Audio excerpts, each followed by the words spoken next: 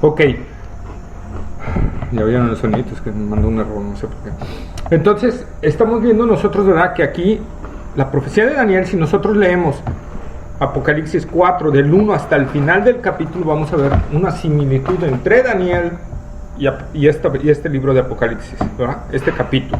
Entonces, los capítulos 4 y 5 son la antesala de lo que se va a desatar sobre la tierra. Son la antesala, el preludio de lo que va a venir. Es como Dios, ¿verdad?, hablando de su magnificencia, de su trono, ¿verdad?, de diciendo Él, hey, se van a venir cosas terribles sobre la tierra, se van a venir cosas tremendas, la maldad va a abundar tremendamente, porque eso es lo que dice la palabra de Dios, que la maldad aumentará en gran manera potencialmente, porque ya no va a haber quien la restrinja, la maldad. Actualmente nosotros vemos la maldad cómo está avanzando, ¿verdad? Pero actualmente hay quien la restringe, y esa es la obra de la iglesia, y el Espíritu Santo en la iglesia es el que restringe, no permite que la maldad se desate en toda su plenitud. Pero como en Tesalonicenses dice Pablo, que el hombre inicuo de pecado, o sea el anticristo, la bestia, no se puede manifestar hasta que él se ha quitado de en medio. ¿Quién? El Espíritu Santo. ¿Pero quitado de qué? De una función. ¿Cuál función? La iglesia. De la función que tiene con la iglesia. Cuando el Espíritu se ha quitado de esa función, entonces la maldad se va a desatar exponencialmente y va a ser algo bien tremendo. Lo vamos a ver en la medida que vayamos avanzando en los capítulos de Apocalipsis. Se va a desatar una maldad terrible y muy cruenta. Pero Dios, antes de mostrarle todos los juicios que van a venir sobre la tierra y toda la maldad cómo se va a desatar, le muestra a Juan casi la misma visión que le muestra a Daniel y a Ezequiel, que él está sentado sobre su trono, como diciéndole, vas a ver cosas muy impactantes, muy tremendas, de mucha preocupación a lo mejor, pero ten en cuenta algo, yo sigo en el trono, mi soberanía está controlando todo eso y nada se va a salir del plan que yo tengo estipulado. ¿Qué va a pasar con su iglesia? Hablo de los santos. Es lo que vamos a ir viendo. A su iglesia, ahí vamos a ver. Entonces lo que vamos a ver, dice, entramos así, ya a partir de este capítulo 4, entramos así al preludio de las semanas 70 de Daniel. Y eso lo podemos, ¿verdad?, nosotros ver en los capítulos, esas semanas 70 que son semanas de 7 años, dando así 490 años, ¿verdad? Las primeras 69 semanas iniciaron con el edicto de Artajerjes y finaliza con la entrada triunfal y crucifixión de Jesucristo. Las primeras 69 semanas. Entonces, de 70 años cada semana. 7 años cada semana. Son 70 semanas, 7 años cada semana. Un día, un año. Un día. Es que los tiempos de Dios no son los mismos que los nuestros. No ven. Inclusive Daniel, cuando Daniel le son reveladas esta escatología, ¿verdad? Él estaba orando al Señor y estaba orando precisamente porque estaba leyendo el libro de Jeremías, ¿verdad? Y leyendo el libro de Jeremías se encontró que estaban estipulados 70 años para el pueblo de Israel. Recordemos que el pueblo de Israel fue invadido por Babilonia y fue sacado de su tierra. Entonces Daniel estaba orando por eso y al ver esa profecía cuenta los años y dice, se están cumpliendo ya los 70 años. Entonces se puso a orar a Dios y a interceder por ese regreso y por esa restauración de Israel. Y es cuando le viene la visión y cuando el ángel viene a decirle a Daniel, no son 70 años, 70 semanas, ¿verdad?, están destinadas para tu pueblo. Y lo vamos a ver, Daniel 9, 25 y 26, por favor. Daniel 9, 25 y 26.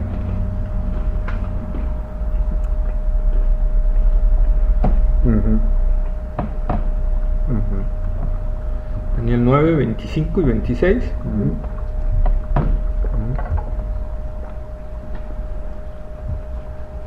¿Ya están todos listos? Ya. Dice, sube pues y entiende. Perdón. Ahí va de nuevo. Dice, sabe pues y entiende que desde la salida de la orden para restaurar y edificar a Jerusalén hasta el Mesías príncipe habrá 7 semanas y 72 semanas se volverá a edificar la plaza y el muro en tiempos angustiosos. Y pues de las 62 semanas se quitará la vida al Mesías, mas no por sí, y el pueblo de un príncipe que ha de venir destruirá la ciudad y el santuario, y su fin será con inundación, y hasta el fin de la guerra durarán las devastaciones. Entonces, ¿entiende esto, Daniel? Está estipulado para tú 70 semanas. Y aquí el ángel en estos dos versículos, no, si quieren lean todo el capítulo, más adelante lean los capítulos 7, el capítulo 7 y el capítulo 9 de Daniel, ¿verdad? Donde da más descripción gráfica, pero aquí le dice, sabe pues y entiende que desde la salida de la orden para restaurar y edificar a Jerusalén hasta el Mesías príncipes habrá 7 semanas y 62 semanas, o sea 69 semanas, ¿sí? Donde se volverá a edificar la plaza y el muro en tiempos angustiosos, y después de las 72 semanas se quitará la vida al Mesías, mas no por sí, y el pueblo de un príncipe que ha de venir destruirá la ciudad y el santuario. Ahora, la orden, ¿verdad? La orden para restaurar a Israel y edificarla sale en la orden del rey persa Artajerjes, y la vemos en Nehemías capítulo 2, versículos 1 al 8, por favor. Nehemías. ¿Hoy? Sí, hoy. Ol. 3, 6, 8. Ol. Esdras, Nehemías, Esther. ¿Capítulo qué? 2, del 1 al 8.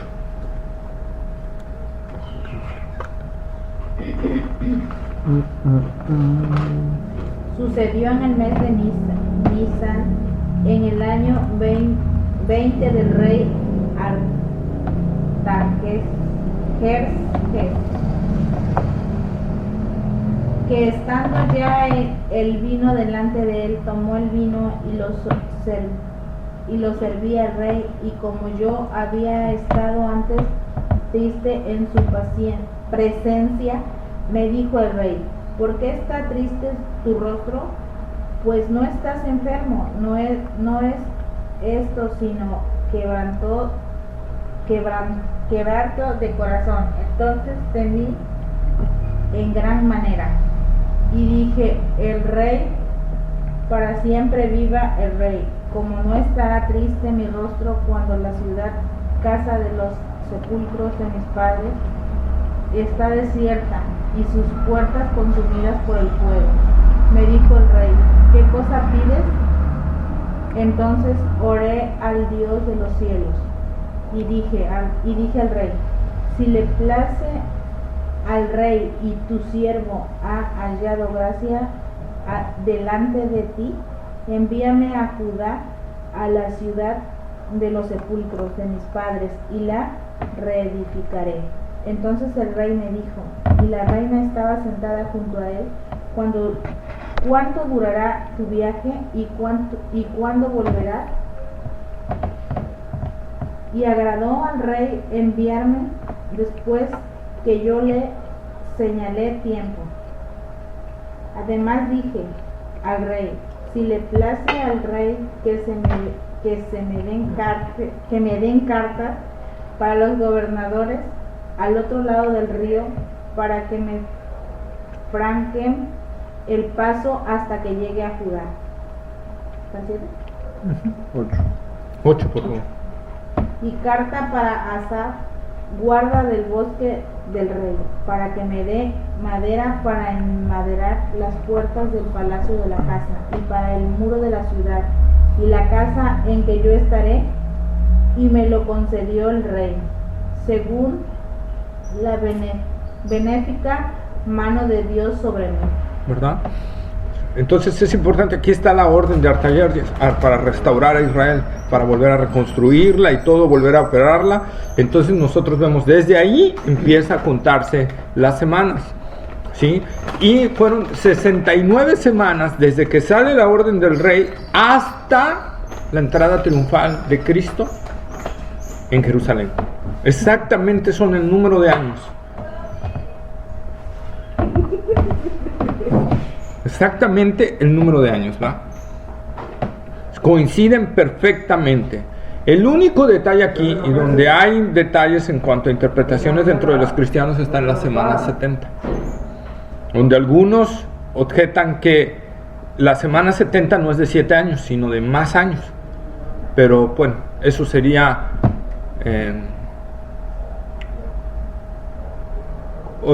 truncar una de las leyes de la interpretación escritural, ¿sí?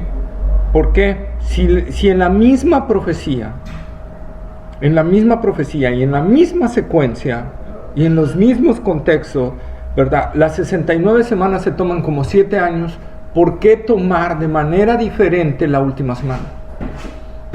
No hay ni razón lógica, no hay ni razón escritural.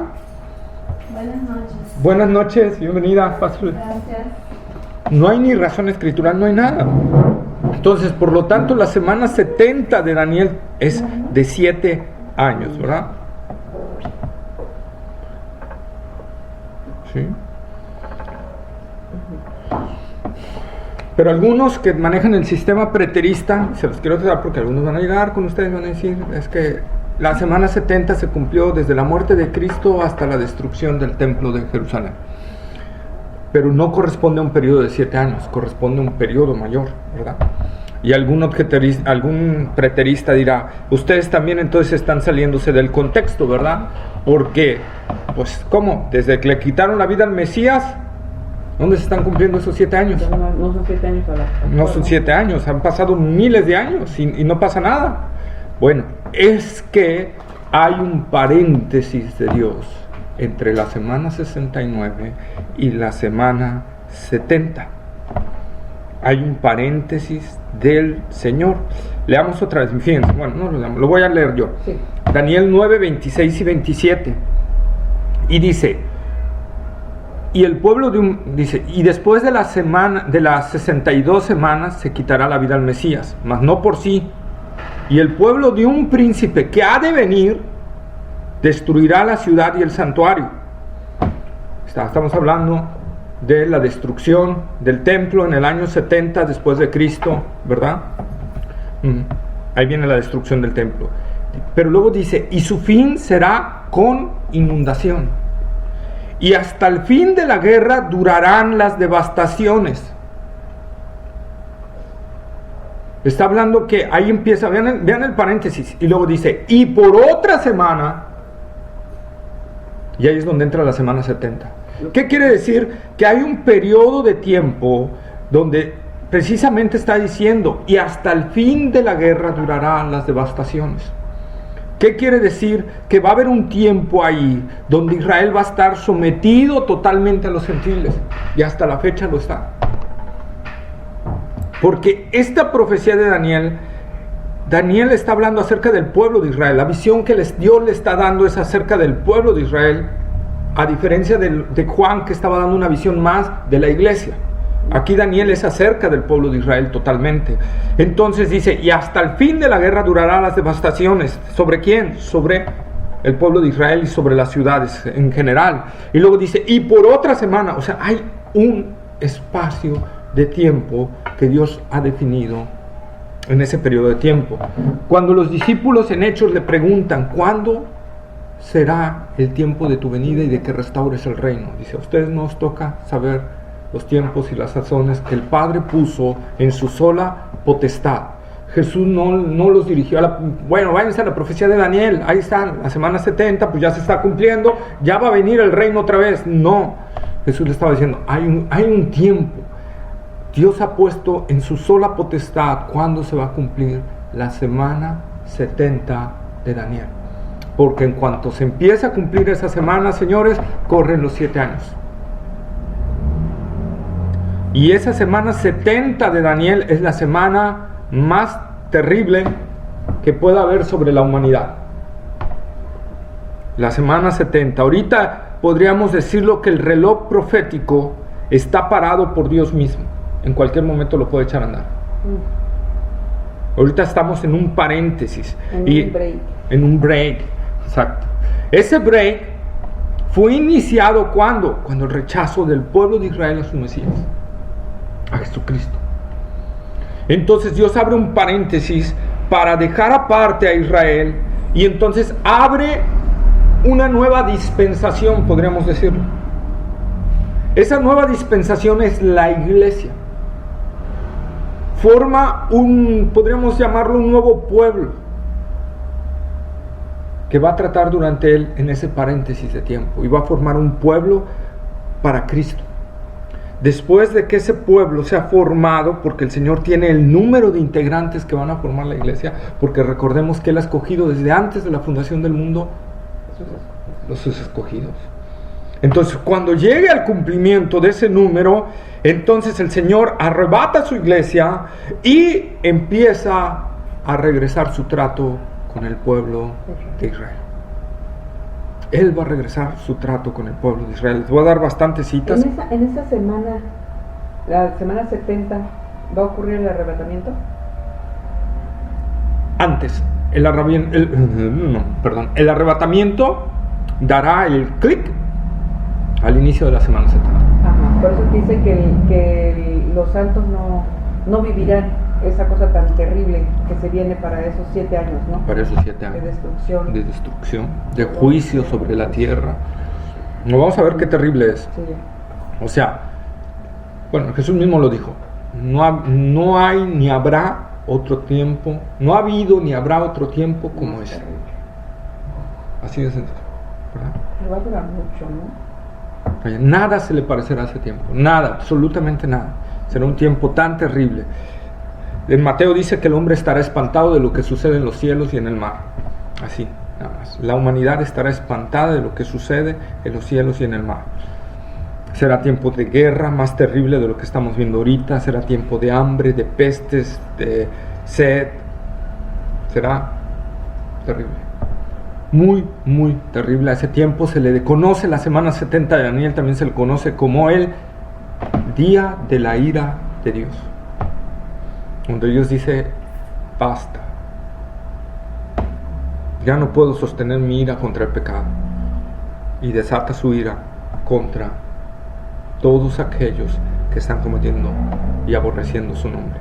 Pero aún dentro de su ira, y lo vamos a ir viendo, Él tiene misericordia. Aún dentro de esos juicios y dentro de eso, todo lo que permite, Él tiene misericordia, porque aún así está enviando y va a enviar a gente a predicar el evangelio, no a la iglesia, sino a judíos, a predicar el evangelio a todas las naciones. Aún permitirá que ángeles en el cielo prediquen el evangelio a todas las naciones, aún descargándose su juicio, su ira a causa del pecado, ¿verdad? Su terrible ira a causa del pecado. Él está teniendo misericordia porque les está mandando para que se arrepientan y no se vayan al grado más fuerte de ira de Dios, que es el lago de fuego y azufre. Y esas personas que se arrepientan en esa semana, ¿serán salvos? ¿O tendrán un juicio menos duro acá? Serán salvos. Serán salvos. Ah, okay. Entrarán al milenio. Ah, ok. ¿Verdad? Entrarán al milenio, serán salvos. La Biblia no nos lo aclara mucho, pero quizá no tengan los mismos privilegios que la iglesia. Sí, va a estar en... Sí, porque mientras todo se está desatando aquí, la iglesia está arriba en las bodas del Cordero. Y lo vamos a ver, ¿verdad? La iglesia está celebrando las bodas con su Señor allá arriba. Está de fiesta, pues, el cielo por su iglesia, la llegada de la iglesia del Señor, ¿verdad? Y estamos celebrando, y acá abajo se está viendo la ira de Dios. Una muestra de que Dios sí ejecuta eso es el diluvio. Dios barrió con la humanidad y solo salvó a Noé y a su familia, ¿verdad? Entonces, Jesús nos lo advirtió varias veces, ¿verdad? Y esa semana 70, pues, es el día terrible, también conocido como el día terrible de Dios, de Jehová. ¿Sí? Entonces nosotros podemos ver ese paréntesis, ¿verdad? Cito al doctor Evis Carballos aquí porque él nos dice que la mejor traducción sería: y él hará prevalecer, o sea, impondrá un pacto a los muchos una semana, ¿verdad?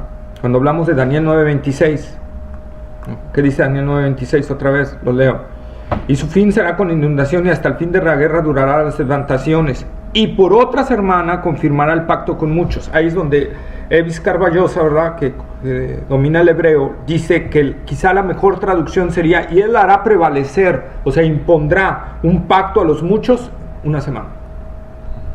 Y es que durante esa semana va a reinar ese príncipe que ha de venir, que dice ahí la profecía de Daniel. Y el príncipe de un pueblo que ha de venir, o sea, no el príncipe con el pueblo destruirá a Israel. No, ese pueblo de ese príncipe va a destruir a Israel en el año 70 después de Cristo, cuando el templo está arrasado. Pero el príncipe es futuro. El príncipe que de un pueblo que ha de venir. O sea, habla de un príncipe futuro. Y ese es el anticristo. Esa es la bestia que se levantará del antiguo imperio romano.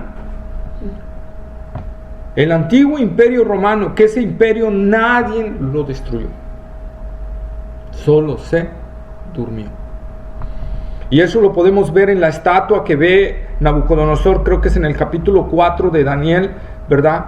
Cuando Nabucodonosor ve en sueños y se le hace ver una estatua de 4 materiales: la cabeza de oro, los pechos de plata, el plexo de bronce, y de aquí para abajo hierro, y ya en la parte de abajo las piernas, los pies, hierro mezclado con barro.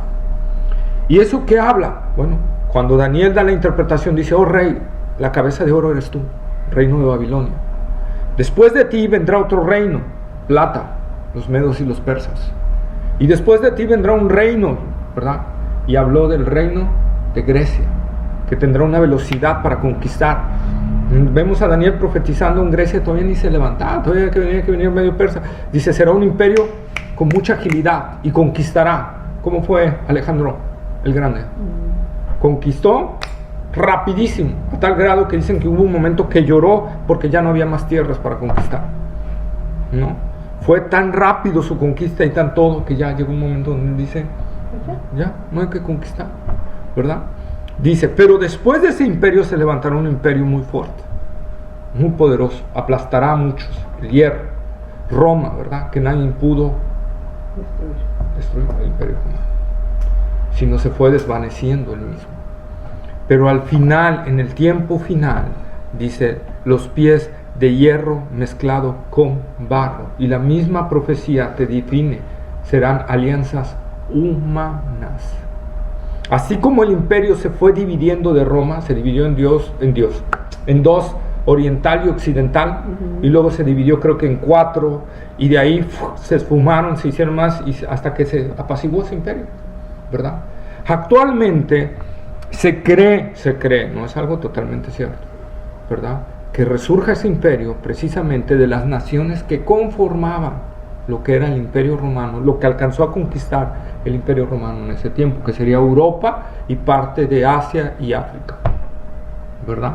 De ahí se puede decir que de ahí se levantará este hombre inicuo de pecado, de ahí se va a levantar este líder, ¿verdad?, que tendrá una capacidad increíble, una inteligencia asombrosa para cualquier ser humano, una capacidad para envolver a la gente y engañarla tremenda, porque, y lo vamos a ir viendo en la medida que vayamos desplegando Apocalipsis, porque él será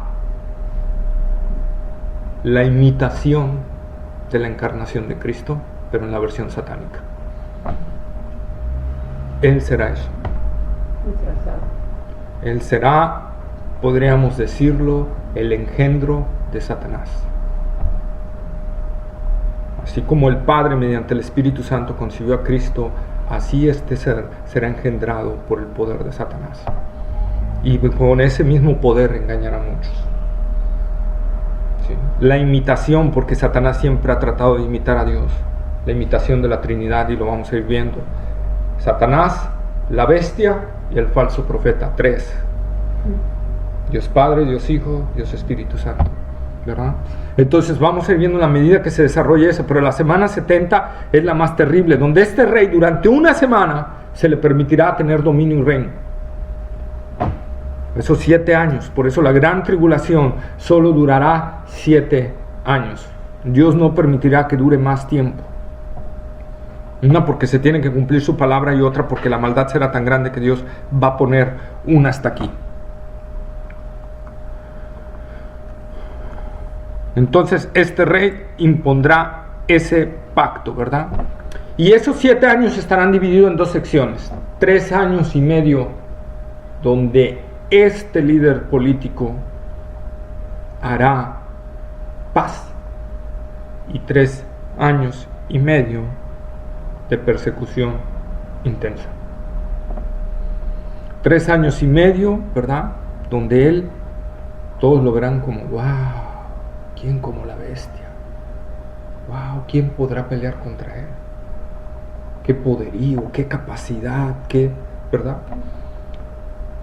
Y la gente se asombrará, dice, de ese hombre.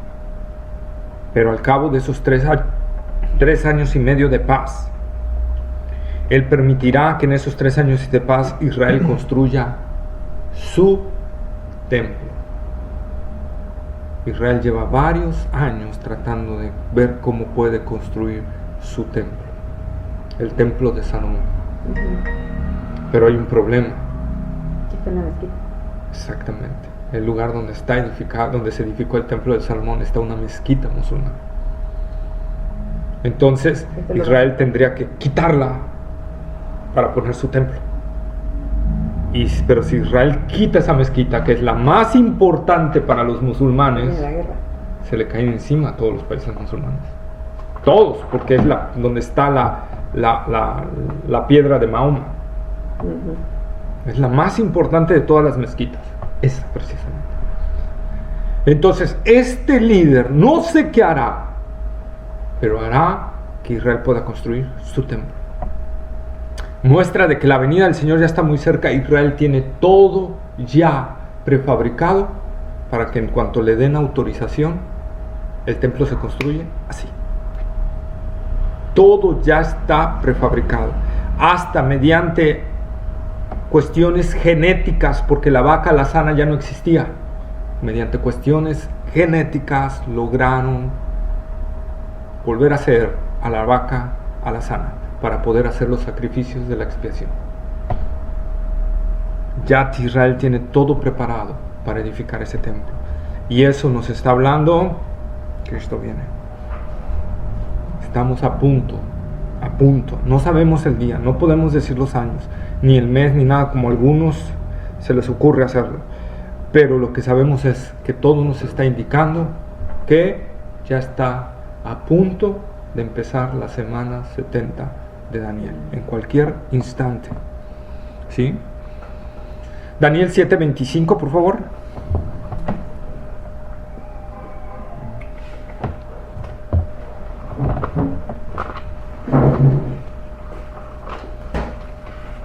Daniel 7 va,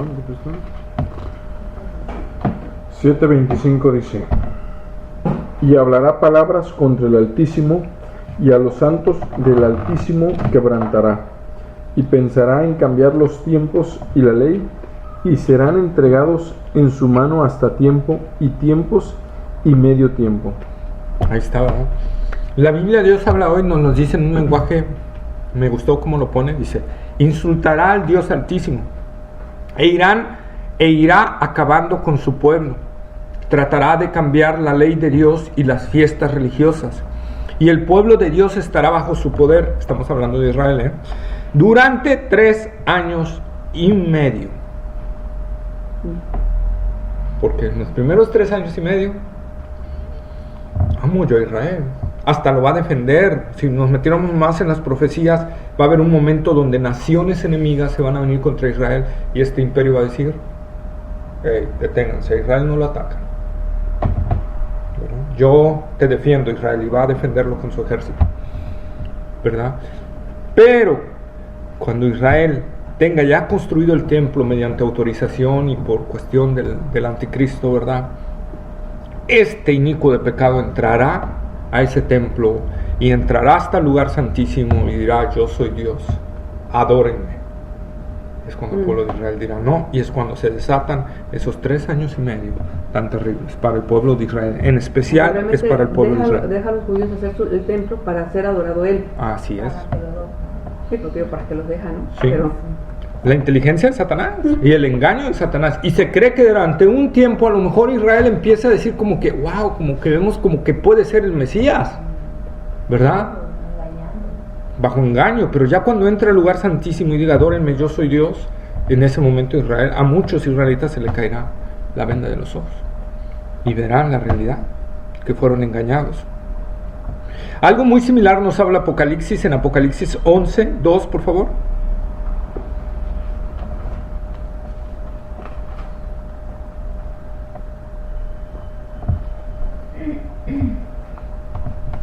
Pero el patio que está fuera del templo, déjalo aparte y no lo midas, porque ha sido entregado a los gentiles, y ellos orarán la ciudad santa 42 meses. ¿Cuántos son 42 meses? 3 años y medio. 3 años y medio, ¿verdad? Lo mismo que dice Daniel, 3 años y medio. ¿Sí? Apocalipsis 13, 5 al 8, por favor. ¿Apocalipsis qué? 13, capítulo 13, versículo 5 al 8. 13, 5 al 8. 5 al 8 dice: También se le dio boca que hablara grandes cosas y blasfemias, y se le dio autoridad para actuar 42 meses. Y abrió su boca en blasfemias contra Dios, para blasfemar de su nombre, de su tabernáculo y de los que moran en el cielo. Y se le permitió hacer guerra contra los santos y vencerlos. También se le dio autoridad sobre toda tribu, pueblo, lengua y nación, y la adoraron todos los moradores de la tierra cuyos nombres no estaban escritos en el libro de la vida del Cordero, que fue inmolado desde el principio del mundo. Ahí está, ¿verdad? Vean la similitud de lo que está revelando Juan, que está revelando Daniel, ¿verdad? Hacer guerra contra el pueblo santo y hasta vencerlo, y se le dio autoridad sobre toda raza, pueblo, lengua y nación. ¿Sí? A este monstruo, él dice la versión de ese hablado, lo adorarán todos los habitantes de la tierra cuyos nombres no están escritos desde la creación del mundo en el libro de la vida del Cordero que fue sacrificado. Bueno, ¿Sí? Entonces, nosotros podemos ver, ¿verdad? 3 años y medio, 42 meses, y aquí esta palabra dice tiempo, tiempos y la mitad de un tiempo. Tiempo, 1 año, tiempos, 2 años, entonces llevamos 2 y 1, 3, y la mitad de un tiempo, 3 años y medio. Es lo mismo, son los 42 meses, los 3 años y medio.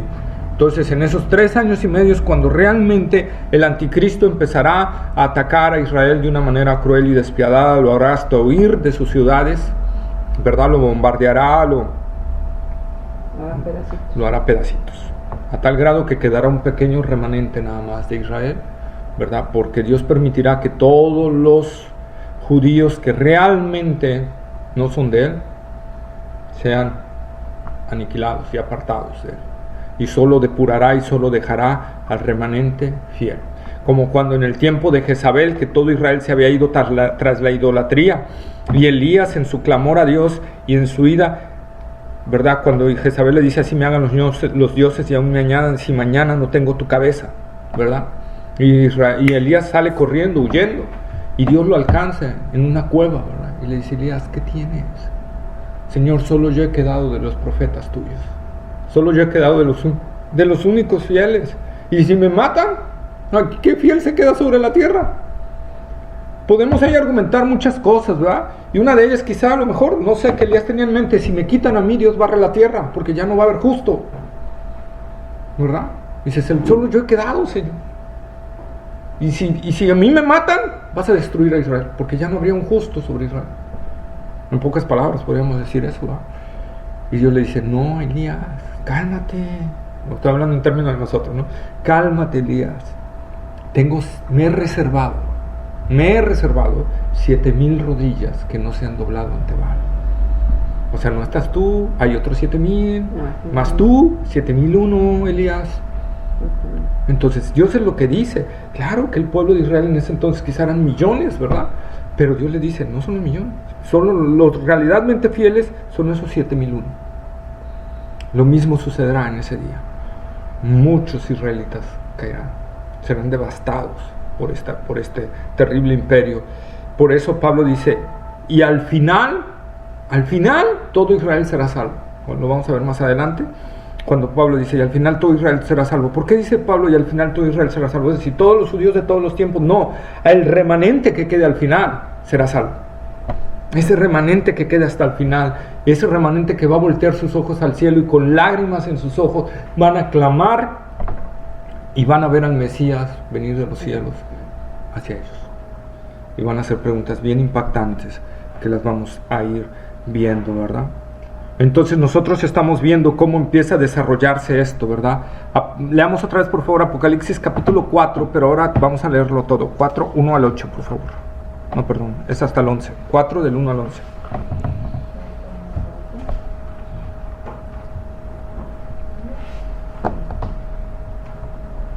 Después de esto miré y he aquí una puerta abierta en el cielo, y la primera voz que oí como de trompeta hablando conmigo dijo: sube acá y yo te mostraré las cosas que sucederán después de estas.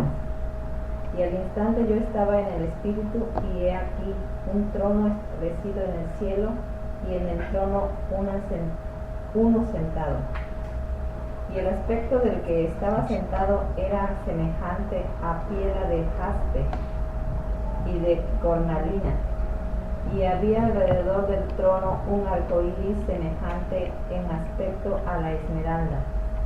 Y alrededor del trono había 24 tronos, y vi sentados en los tronos a 24 ancianos vestidos de ropas blancas, con coronas de oro en sus cabezas.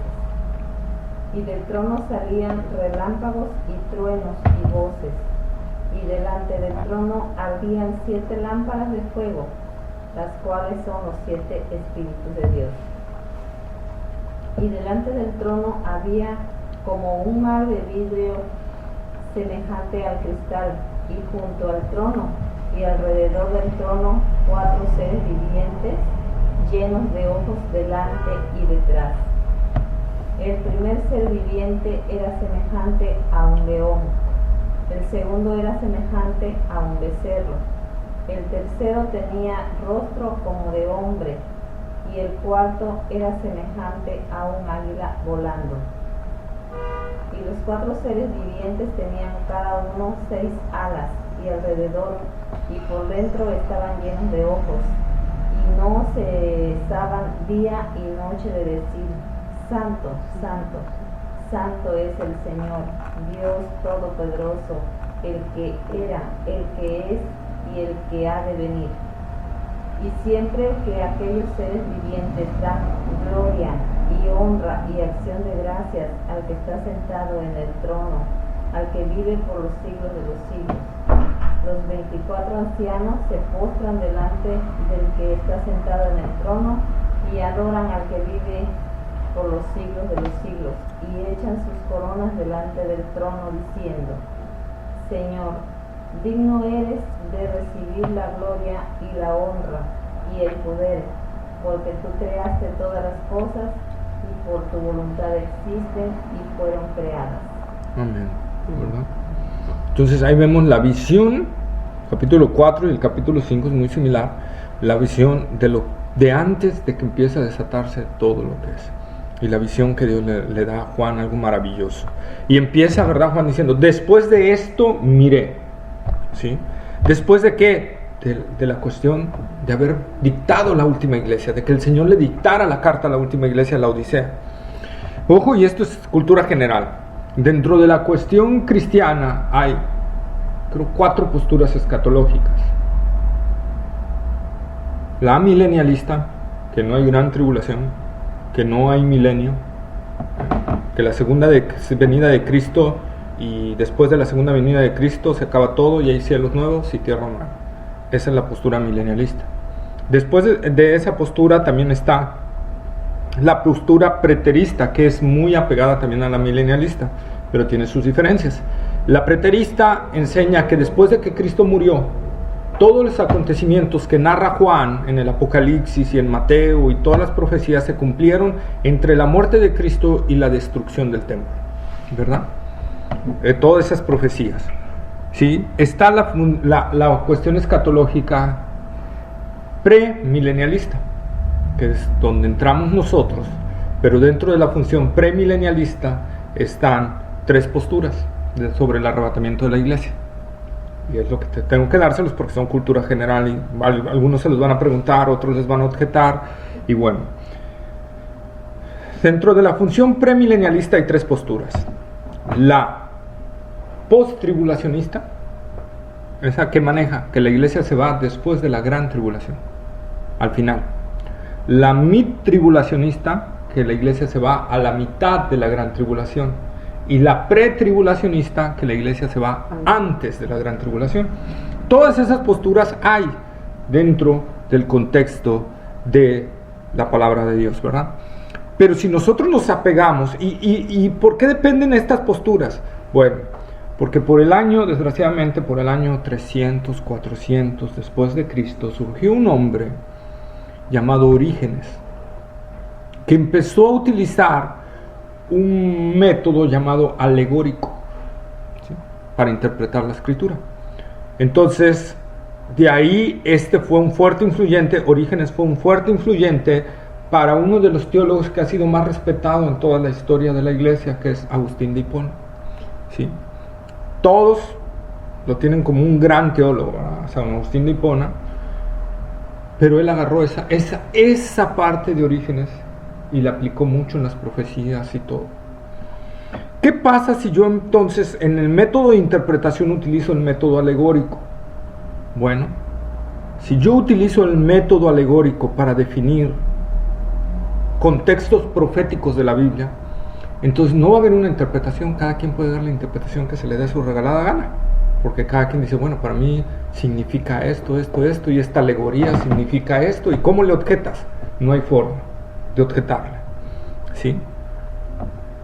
El método literal, que es el que nosotros manejamos, que la profecía se cumple literalmente, ¿en qué nos basamos para eso? Bueno, fácil y sencillo.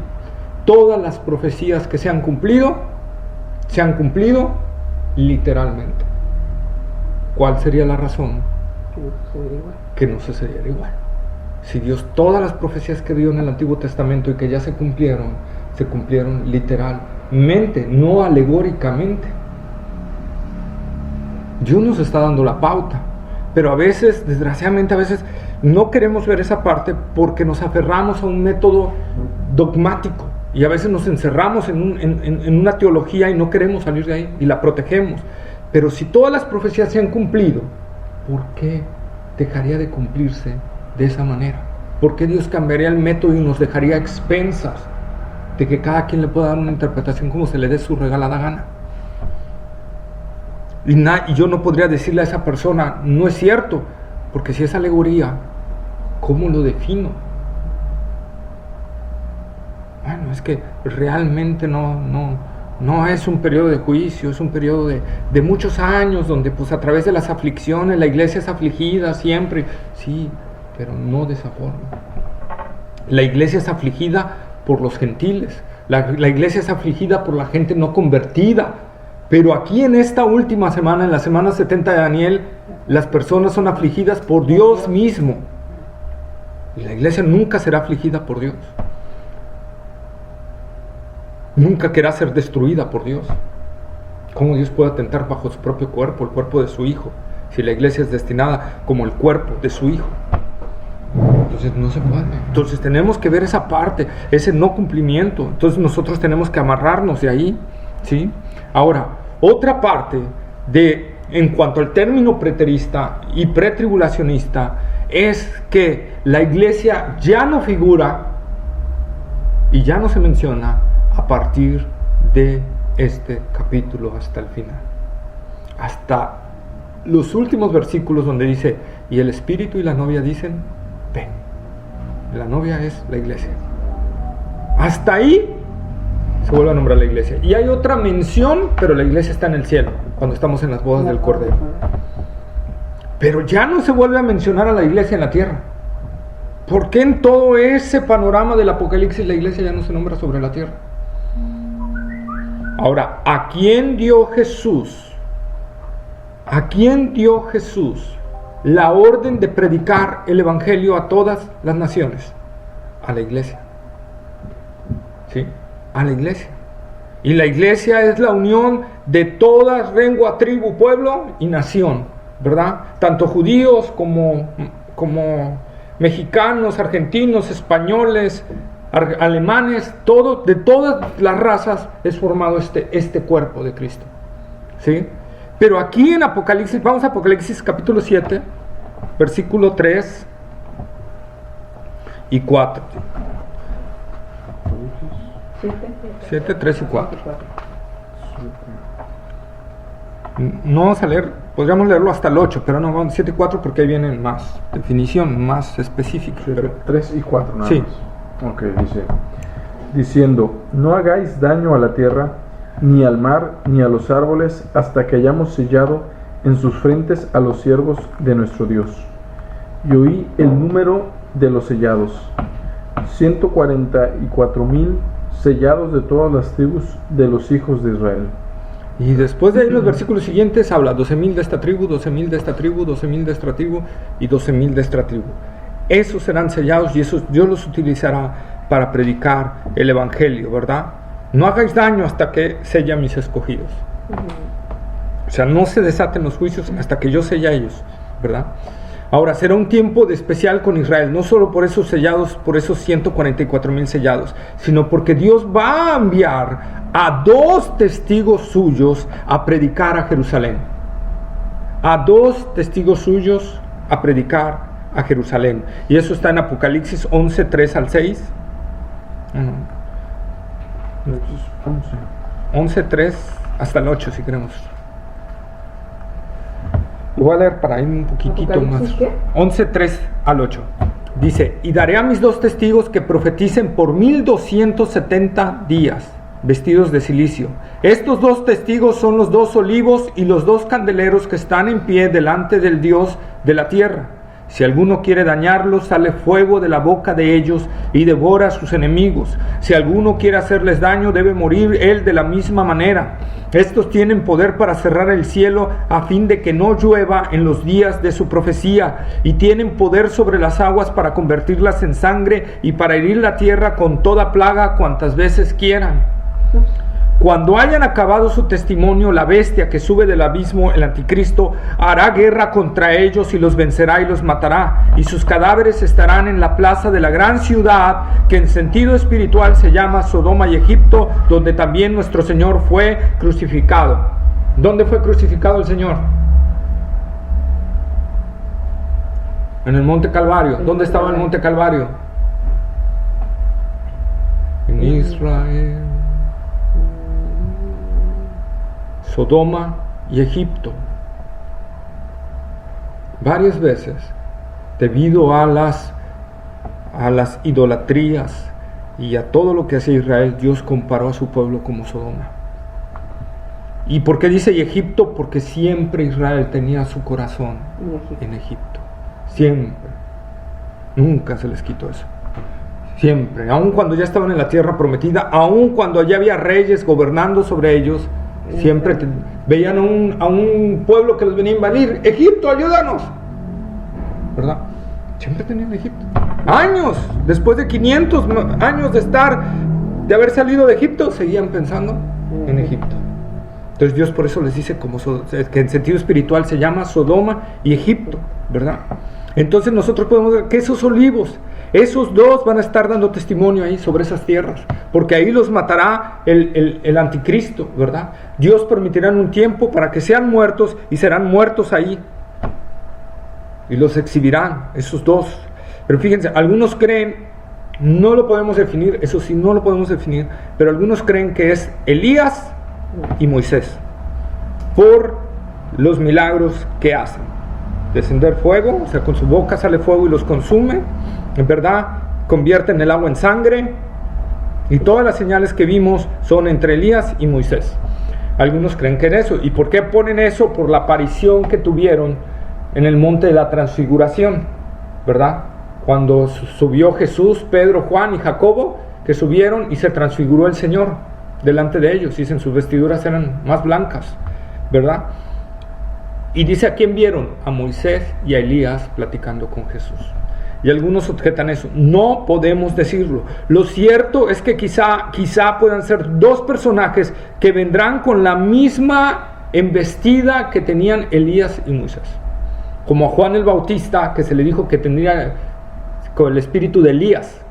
Era profetizado ese que iba a venir abriendo con el espíritu de Elías, ¿verdad? Y Juan el Bautista no era una reencarnación de Elías. No, tenía esa función como Elías.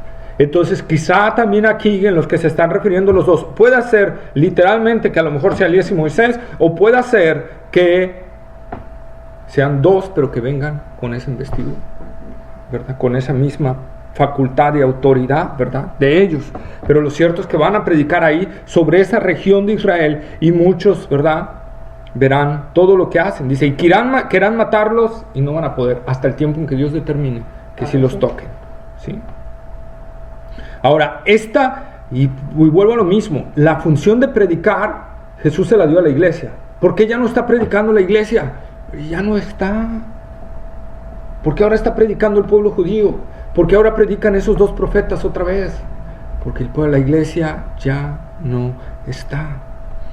También, como les dije, estará caracterizada por apariciones angelicales, anunciando mensajes de Dios a los moradores de la tierra.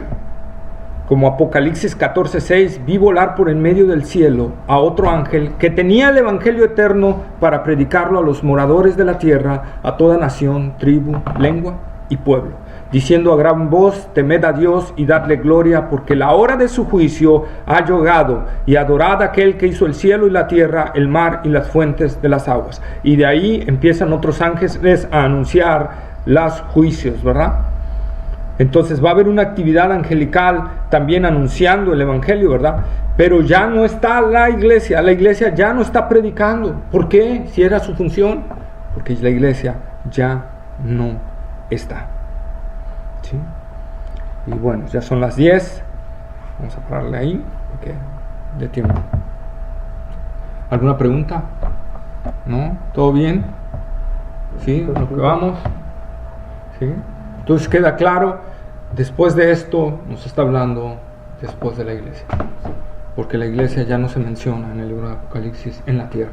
Se menciona en el cielo. ¿Sí? ¿Amén? Amén. Bueno, vamos a orar. Bendito Dios y Padre nuestro, Señor, gracias te damos, amantísimo Dios, por estas palabras, Señor, por ya empezar y permitirnos que empecemos, Señor, en este evento escatológico, Señor, donde tú ya nos empiezas a hablar, Señor, de los juicios que vendrán sobre la tierra, donde tú ya nos empiezas a hablar, Señor, de cosas que van a ser tan terribles, Señor, y que por eso debemos de anunciar el Evangelio, las buenas nuevas de salvación, para ser librados de ese lugar, y no solo de ese lugar, sino del lugar más terrible, Señor, que es el lago de fuego y azufre, que será tu ira eterna sobre aquellos que no se doblegan ante ti, Señor, que no se humillan delante de ti, y que no te rinden honor y gloria a ti, Señor, sobre todas las cosas. Padre, ayúdanos, Señor, en el tiempo que tú nos permitas estar aquí, Señor, invertirlo en ti, invertirlo en tu obra, invertirlo en el ministerio, invertirlo, Señor, para traer almas a salvación. Señor, usa nuestras vidas, Señor, usa nuestras vidas, y te ruego, Dios, que use la vida de cada uno de los que están aquí, Señor, reunidos, y de los que aún faltaron, Señor, para, Señor, llevar tu evangelio a todas las naciones, porque el tiempo está cerca, el tiempo está, Señor, próximo. En cualquier rato, en cualquier momento, se oirá tu trompeta, Señor, llamando a tus escogidos, a tu iglesia, para ser quitada, a fin de que se desate toda la maldad sobre esta tierra, Señor. Te rogamos, Señor, que nos ayudes y nos encuentres dignos de ti, que nos encuentres, Señor, en santidad, en integridad, sirviéndote, adorándote con un corazón entregado a ti, Señor, con un corazón lleno de ti, con un corazón vivo en ti, con un corazón apasionado por ti, Señor, amándote por sobre todas las cosas, Señor. Que no nos encuentres durmiendo, Señor, que no nos encuentres, Señor, tan profundamente en sueño que no oigamos tu voz, que no oigamos esa trompeta, Señor, y no seamos despertados de nuestro sueño. Señor, ayúdanos, que no nos alejemos avergonzados en tu venida, Señor. sino que, Señor, podamos sentir en nosotros ese clamor profundo. Ven ya, Señor Jesús. Padre, obra en nosotros con poder, obra en nuestras vidas. Que tu gracia, tu poder y tu amor nos aviven, Señor, y nos hagan entregarnos a ti. Gracias, Señor. En tus manos ponemos nuestras vidas, Señor, porque sabemos que de ti depende, Señor, y con el momento que tú quieras nos la quitas, Señor, y tendremos que dar cuentas ante ti, Señor. Ayúdanos, Señor, si hay alguien que no ha abierto su corazón a ti, si no lo ha rendido a ti plena y enteramente, Señor, hazlo, Señor. Ten misericordia de ese corazón, Señor. Solo tú conoces qué corazón es, Señor. Y si aún es el mío, Señor, dame tu gracia, Señor, para volverme a ti de todo corazón, o el del que sea, Señor.